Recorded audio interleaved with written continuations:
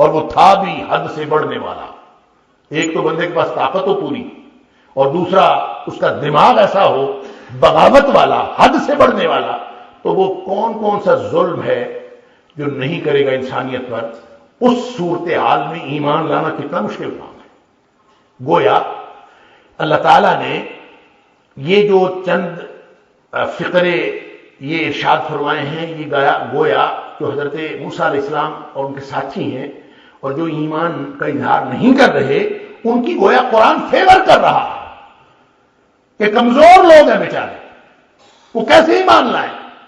حالات یہ ہے کہ ایک باغی اور سرکش اور ظالم کی حکومت ہے اور وہ سپر پاور ہے، کیا کریں وہ بیچارے. لہذا یہاں پہ دو تین مسئلے سمجھ لیجئے. ایک تو مسئلہ یہ ہے کہ کس قوم سے نوجوان ایمان لائے. قوم ہی، ذریۃ من قوم ہی، اس کی قوم میں سے چند نوجوان ایمان لائے، باقی نہیں لائے.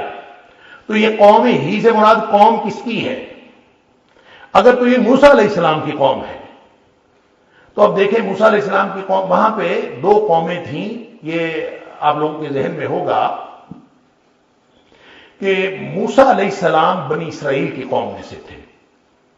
رہ اگرچہ رہے تھے مصر میں. بنی اسرائیل کا اصل وطن جو تھا وہ کنعان یعنی فلسطین تھا.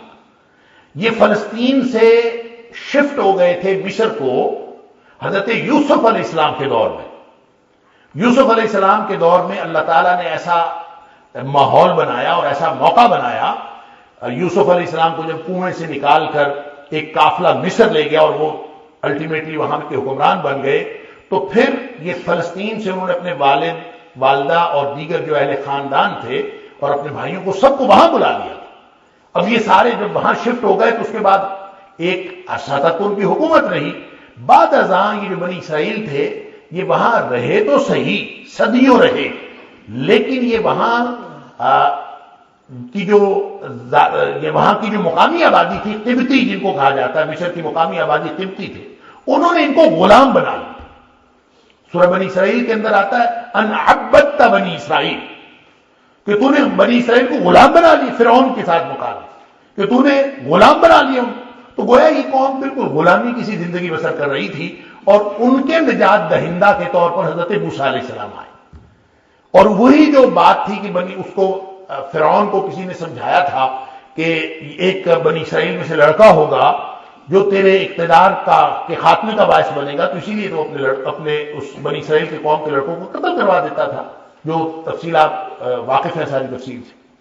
تو اس وقت وہ جو بنی اسرائیل کی قوم ایک الگ قوم ہے جس میں سے حضرت موسیٰ علیہ السلام، دوسری طرف فرعون کی قوم ہے جو قبطی ہے، جو مقامی آبادی ہے. اب سوال یہ پیدا ہوتا ہے ذریۃ من قومہ، ایمان لائے، فما آمن لموسیٰ، موسیٰ علیہ السلام پر ایمان نہیں لائے،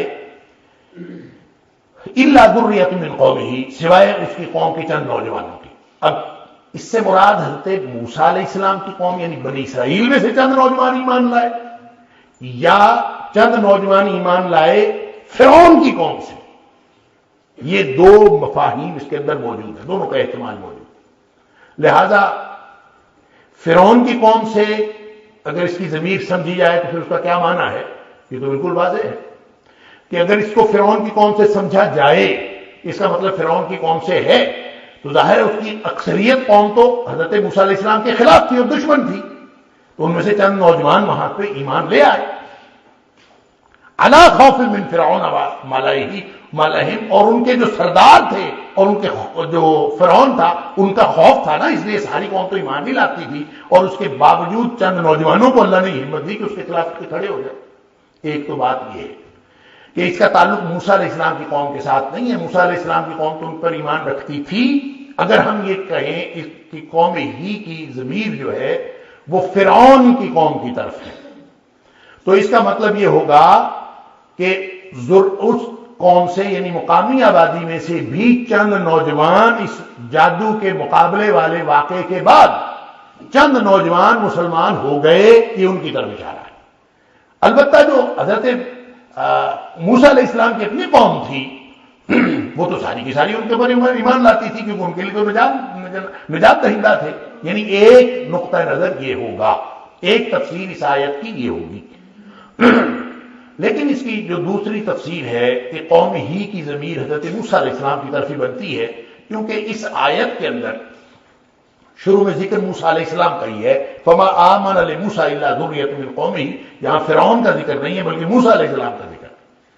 تو ہی کی ضمیر کا زیادہ احتمال یہی ہے کہ اس سے مراد موسیٰ علیہ السلام کی اپنی قوم، اور اگر اپنی قوم ہے اگر اس سے مراد اپنی قوم ہے تو پھر یہ اگلا سوال پیدا ہوتا ہے کہ موسیٰ علیہ السلام کی قوم میں سے صرف چند نوجوان ایمان لائے، باقی قوم ایمان کیوں نہیں لائی؟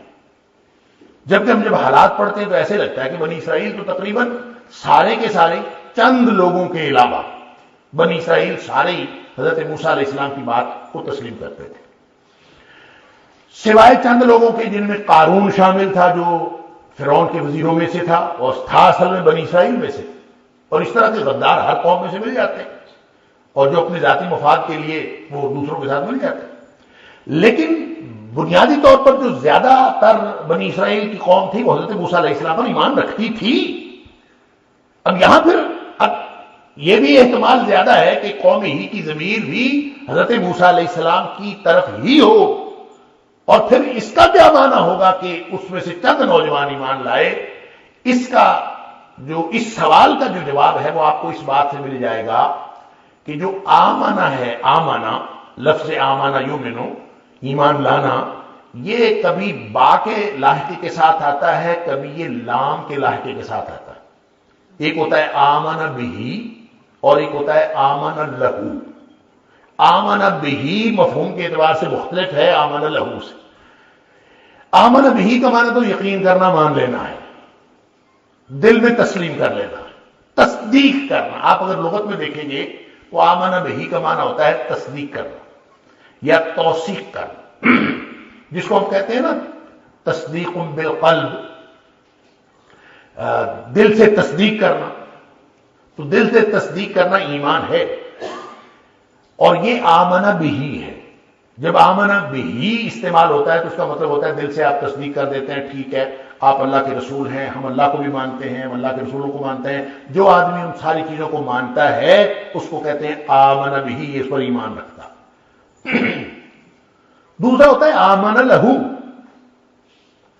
آمن لہو کے اندر جو مفہوم ہے وہ آمن بہی سے زیادہ وسیع ہے، اس میں کچھ اور بھی شامل ہے۔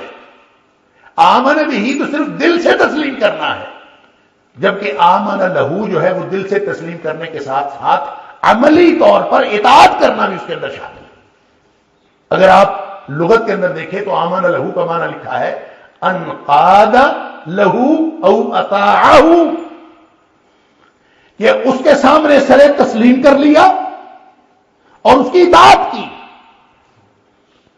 لہذا جب آپ آمن لہو اور آمن بہی کا معنی الگ الگ دیکھتے ہیں تو بات واضح ہو جاتی ہے کہ آمن بہی کی حد تک تو ساری قوم ایمان رکھتی تھی، ساری قوم بنی اسرائیل کی سمجھتی تھی کہ حضرت موسیٰ علیہ السلام سچے نبی ہے، ساری قوم سمجھتی تھی ان کا پیغام، اللہ کا جو پیغام وہ دے رہے ہیں وہ سچا ہے، لیکن عملی طور پر اس جد و جہد میں شریک ہونا اور باطل کے خلاف برسرے پیکار ہونا یہ ہر ایک کا کام نہیں ہوتا۔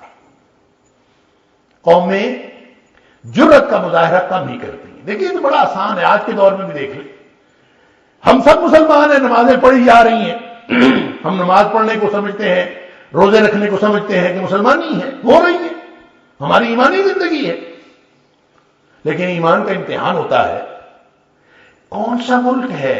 آپ اگر اسلامی ملک پاکستان کی بات کرتے ہیں، پوری دنیا میں کوئی ایک ملک مجھے دکھائے جہاں پہ نماز پڑھنے کی اجازت نہ ہو۔ پوری دنیا میں کوئی ملک ایسا نہیں ہے جہاں نماز پڑھنے کی اجازت نہیں ہے۔ اسرائیل کے اندر بھی نماز پڑھنے کی اجازت ہے، آپ کسی کافر ملک میں بھی چلے جائیں نمازیں پڑھنے کی اجازت ہے، روزے رکھنے کی اجازت ہے۔ جب اجازت نہیں ہوتی تو اس بات کی نہیں ہوتی کہ آپ اللہ کے دین کو معاشرے کے اوپر نافذ کریں، آپ اللہ کے دین کو بطور نظام لے کے اٹھیں، اس کی کبھی اجازت نہیں ہوتی۔ لہذا موسیٰ علیہ السلام چونکہ فرعون کے خلاف برسر پیکار تھے، موسیٰ علیہ السلام چونکہ فرعون کی عبودیت سے لوگوں کو نکال کر اللہ کی ابدیت میں دینا چاہتے تھے. لہذا آمن بہی رکھنے والی تو ساری قوم تھی، لیکن آمن لہو کرنے والے چند نوجوان تھے. جب سامنے ٹینک ہوں، سامنے توپیں کھڑی ہوں، جب سب سامنے جہاز بمباری کرنے کے لیے کھڑے ہوں، تو اس وقت پتہ چلتا ہے کون مومن ہے اور کون مومن نہیں. یہ اصل میں ایمان کی آزمائش ہوتی ہے، یہ اصل میں ایمان کا امتحان ہوتا ہے. لہذا یہ جو اللہ تعالیٰ فرماتا ہے فما آمن لموسیٰ، بے موسیٰ نہیں کہا، لموسیٰ کہا ہے. بے موسیٰ تو سارے ایمان رکھتے تھے، لیکن لموسیٰ اٹھ کے کھڑے ہونے کے لیے، ساتھ دینے کے لیے، اطاعت کرنے کے لیے اور اپنی خدمات پیش کرنے کے لیے صرف چند نوجوان ہی تیار ہوئے. اس کی وجہ یہ ہے کہ جو بڑا ہو جاتا ہے نا، بچہ تو ویسے بے سمجھ ہوتا ہے، اور جو ذرا پکی عمر کا ہو جاتا ہے نا ہمارے جیسا، وہ ویسے ہی پکا ہو جاتا ہے. پکی عمر کا آدمی پکا ہوتا ہے، وہ پھر اس کو اس جگہ سے ہٹانا جس پہ وہ جڑا ہوا ہے بڑا مشکل تھا. اس کے سامنے اتنی مصلحتیں ہوتی ہیں، وہ کسی بات کو صحیح سمجھ بھی رہا ہو نا، تو پھر بھی وہ کسی صحیح بات کو عملاً تسلیم کرنے کے لیے ہزار بہانے رکھتا ہے. یہ اللہ تعالیٰ نے توفیق ہمیشہ ہر دور کے نوجوانوں کو دی ہے کہ نوجوان ساتھ دیتے ہیں. اب نبی پاک صلی اللہ علیہ وسلم کے صحابہ کرام کا آپ اندازہ کریں، یہ سورہ یونس نازل تو نبی کریم صلی اللہ علیہ وسلم پر ہو رہی ہے، اور نبی کریم صلی اللہ علیہ وسلم کو بھی گویا یہ سمجھایا جا رہا ہے کہ اگر آپ کے ساتھ چند نوجوان آپ کے ساتھی ہیں تو ہر نبی کو نوجوان ہی میسر آتے رہے. وہی اصل میں قوم کی طاقت ہوتے ہیں، اور وہی نبیوں کے ساتھ ملتے ہیں تو طاقت بنتے ہیں. لہذا اگر آپ صحابہ کرام، خاص طور پہ جو السابقون الاولون صحابہ کرام ہیں، آپ اگر ان کی عمروں کا اندازہ کریں اور سیرت کی کتابوں میں پڑھیں تو آپ کو اکثریت نوجوانوں کو ملے گی. نوجوان ہی ہیں، چند لوگ ہیں. حضرت ابو بکر صدیق نبی پاک صلی اللہ علیہ وسلم سے 2 سال چھوٹے تھے، اور چند صحابہ کرام ہیں جو نبی کریم صلی اللہ علیہ وسلم کی عمر کے برابر ہوں گے، یا ایک آدھ کی کسی کی آپ کو عمر زیادہ ملے گی، باقی ساری نوجوان تھے. زیادہ سے زیادہ کوئی 30-32 سال کا، یعنی لیس دین 33 ایئرس آپ کو اکثریت ملے گی. تو یہ ہے نوجوان، ایک چڑھتی جوانی، ایک پکی جوانی. اور 33 سال جو ہے اس کو جوانی کی عمر کہتے ہیں، بھرپور جوانی.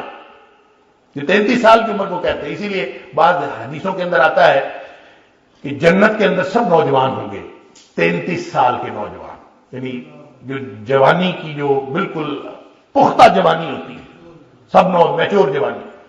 تو نادان جوانی نہیں، میچور پختہ جوانی.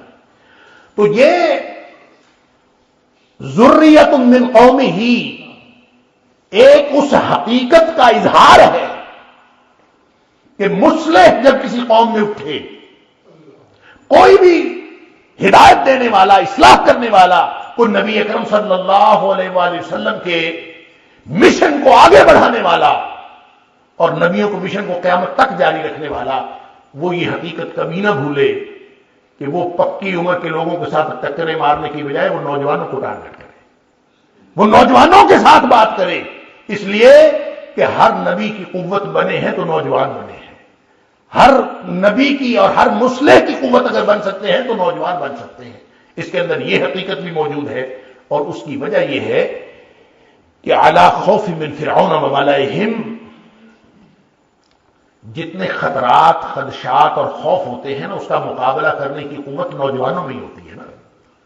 جو پختہ کار لوگ ہوتے ہیں وہ تو مصلحتوں کا شکار ہوتے ہیں، لہذا وہ خوف کی حالت میں اور خاص قسم کے شدید حالات میں ان کے لیے دین پر عمل کرنا اس طرح سے ممکن نہیں ہوتا جس طرح سے نوجوان جو ہے وہ ڈٹ جاتے ہیں. اور اللہ، اور ان کو تو خطرہ رہتا ہے یفتنہم، یعنی جو بڑے ہیں ان کو تو خطرہ رہتا ہے کسی بھی وقت کوئی مسئلہ ہو سکتا ہے، لیکن نوجوانوں کو اللہ تعالیٰ نے یہ اس وقت بھی جو حضرت موسیٰ علیہ السلام کے ساتھی تھے وہ بھی نوجوان تھے. لہذا بات یہ سمجھ میں آ گئی کہ پیسو مسلمان تو سارے تھے، حضرت موسیٰ علیہ السلام کی ساری قوم ہی تھی چند لوگوں کو چھوڑ کر، ایکٹیو مسلمان چند نوجوان تھے. یہ ہے فرق اصل.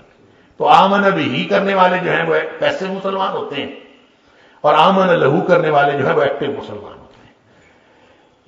آج کل ہم نے تو ویسے بھی اپنے آپ کو کیموفلیج کر لیا ہے، مذہب ذاتی معاملہ بن گیا ہے، اور پھر اس میں میری مرضی ہو گئی ہے، میرا مذہب میری مرضی شامل، یہ ساری مسئلے کے نعرے اور ودڈرال کے نعرے، ہم اپنے آپ کو ودڈرا کرتے جا رہے ہیں، دین سے دستبرداری کے نعرے کہ جناب وہ کوئی نہیں جی بس ٹھیک ہے، خام خواہ اپنے آپ کو کسی مصیبت میں ڈالنے کی کیا ضرورت ہے۔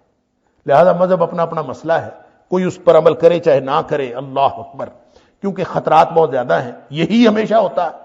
اور اللہ فرماتا ہے وَإِنَّ فِرْعَوْنَ لَعَالٍ فِي الْأَرْضِ وَإِنَّهُ لَمِنَ الْمُسْرِفِينَ، اس کی طاقت کو دیکھو، اس کے مزاج کو دیکھو، اس کی بغاوت کو دیکھو، اس کا حد سے بڑھنا دیکھو۔ جہاں وہ بچوں کو نہیں چھوڑتا تھا وہ نوجوانوں کو کیسے چھوڑے گا؟ لہذا وہ اپنی طاقت کے گھمنڈ میں مبتلا، انا ربکم الاعلی کہنے والا، اس دور میں اگر اللہ نے نوجوان دے دیے ڈٹنے والے، تو اللہ تعالیٰ ہر دور میں اپنے بندوں کو اس طرح سے طاقت عطا فرماتا رہتا ہے، اور وہ نوجوانوں کے ذریعے سے اللہ تعالیٰ طاقت دیتا ہے۔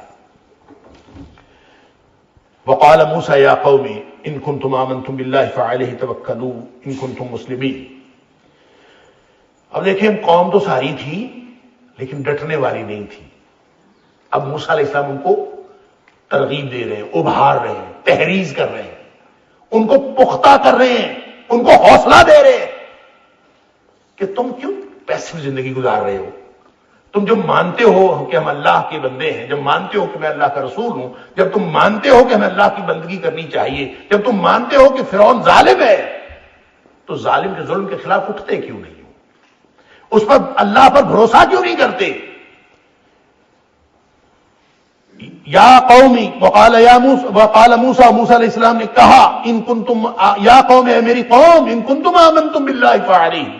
اب یہاں جو ہے ان کنتم آمنتم باللہ، وہی جو میں فرق آپ کو بتا رہا تھا، آمن بہی کا اور آمن لہو کا۔ پیچھے تھا آمن لموسیٰ، اب موسیٰ علیہ السلام انہی کو کہہ رہے ہیں، اپنی قوم کو کہہ رہے ہیں ان کنتم آمنتم باللہ، اگر تم اللہ پر ایمان رکھتے ہو، اللہ کو دل سے مانا ہوا ہے، فعلیہ توکلوا، تو عملاً بھی اللہ پر بھروسہ کرو۔ بھروسہ پھر مادی اسباب پہ کیوں ہے تمہارا؟ فعلیہ توکلوا ان کنتم مسلمین، اگر تم واقعی فرما بردار ہو، اگر واقعی تم سر تسلیم خم کرنے والے ہو، اگر تم مسلم ہو، اللہ کے سامنے سبمٹ کرنے والے ہو، تو بھروسہ پھر اللہ پہ کرو نا۔ اپنی قوم کو جگا رہے ہیں، فقالوا علی اللہ توکلنا۔ اب یہ خطاب کس کے ساتھ ہے؟ پوری قوم سے ہے یا صرف ان نوجوانوں سے ہے؟ وہ نوجوان تو پہلے ہی ڈٹے ہوئے تھے، گویا پوری قوم سے خطاب ہے۔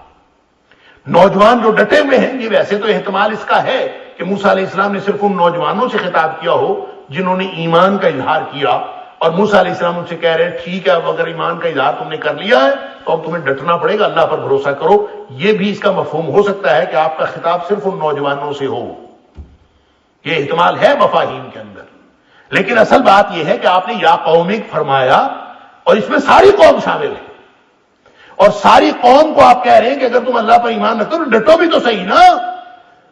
پھر ان کی کہنے پر قوم ڈٹ گئی، آہستہ آہستہ لوگوں نے رویہ تبدیل کیا۔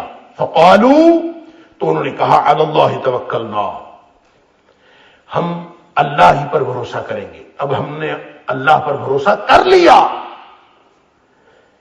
اب یہ بھی بات جو بار بار قرآن میں آئی ہے، میں بھی بار بار آپ سے یہی عرض کرتا ہوں کہ یہ سیدھا فقرہ یوں ہونا چاہیے تھا کہ توکلنا علی اللہ، ہم نے اللہ پر بھروسہ کر لیا، لیکن فرمایا فقالوا علی اللہ توکلنا،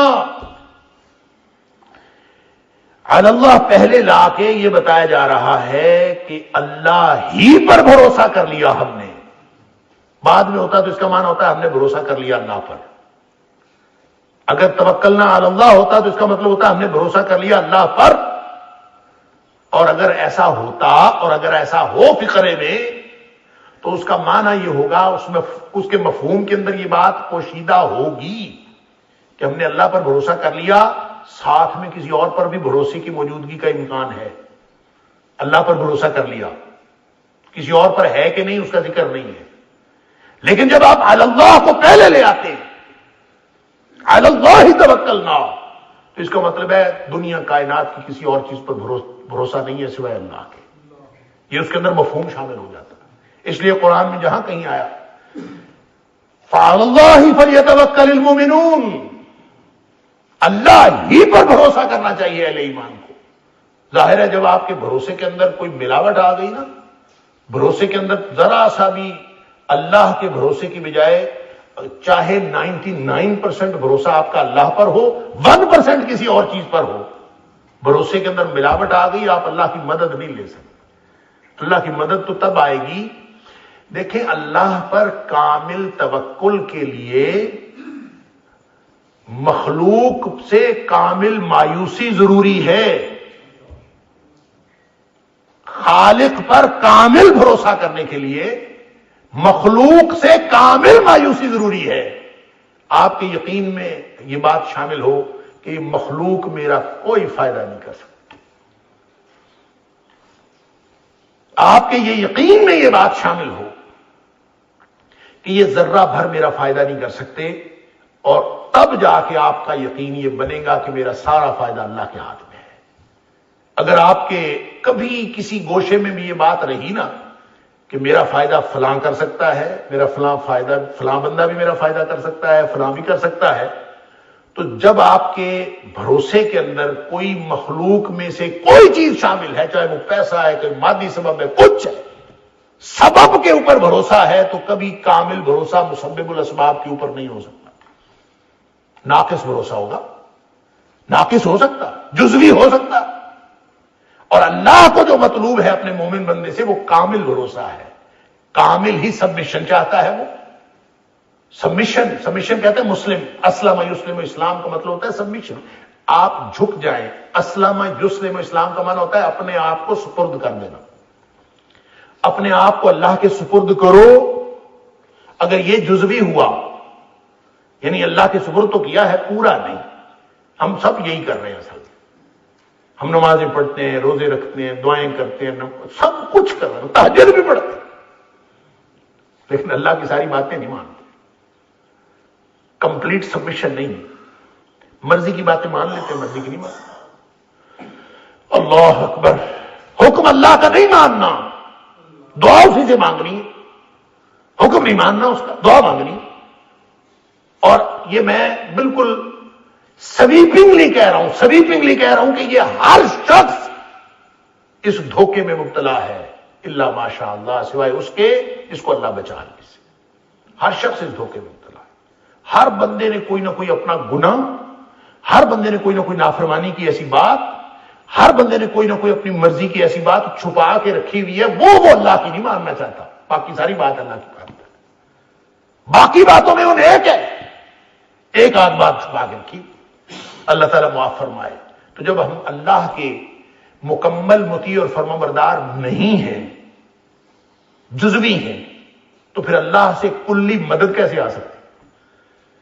جب آپ مکمل اللہ کے ہوں گے، کیونکہ اصول یہ ہے من کان للہ کان اللہ لہ. نبی کریم صلی اللہ علیہ وسلم نے فرمایا جو اللہ کا ہو جاتا ہے اللہ اس کا ہو جاتا ہے. اگر آپ اللہ کے جزوی ہیں تو اللہ آپ کا کلی کیوں ہو؟ اگر آپ اللہ تعالیٰ کی جزوی اطاعت کرتے ہیں اللہ آپ کی کلی مدد کیوں کرے؟ لہذا مسئلہ یہی ہے کہ اگر تم ایمان اللہ پر رکھتے ہو تو پھر بھروسہ بھی کامل اللہ پر رکھو.